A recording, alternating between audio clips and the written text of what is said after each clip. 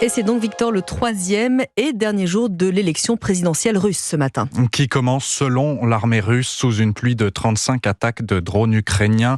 Attaques repoussées. 63 millions de personnes ont déjà participé malgré ce climat délétère. En attendant, la grande action de protestation du jour, celle des partisans du défunt opposant Alexeï Navalny. Bonjour Nicolas Tonev. Bonjour Victor, bonjour à tous. Vous êtes le spécialiste Russie d'Europe 1. Nicolas, en quoi consiste cette forme de protestation ?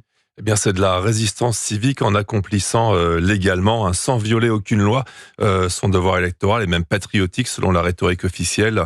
À midi précise, donc, Yulia Navalnaya, la veuve d'Alexeï Navalny, décrivait le mode d'action à ses concitoyens peu après la mort de son mari. Vous avez le droit de voter à n'importe quelle heure.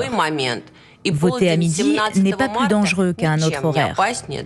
Dans chaque ville et chaque quartier, vous pouvez être des millions à venir à midi. Et mettez-vous d'accord avec une autre personne. Ce sera votre pierre à l'édifice.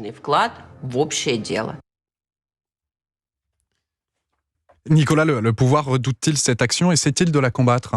Alors le pouvoir attend surtout ce qui peut se passer à Moscou ou à Saint-Pétersbourg. Dans 2 heures pour nous, ce sont les mégalopoles du pays qui réunissent à peu près 20 millions de personnes où Alexeï Navalny avait trouvé une place de leader d'opposition. Selon les médias russes en exil, les trolls des services diffusent des messages indiquant que l'action vote à midi est annulée. D'autres enverrait des SMS disant qu'il faut voter sans faire la queue, donc sans attroupement qui pourrait ressembler à une forme de manifestation.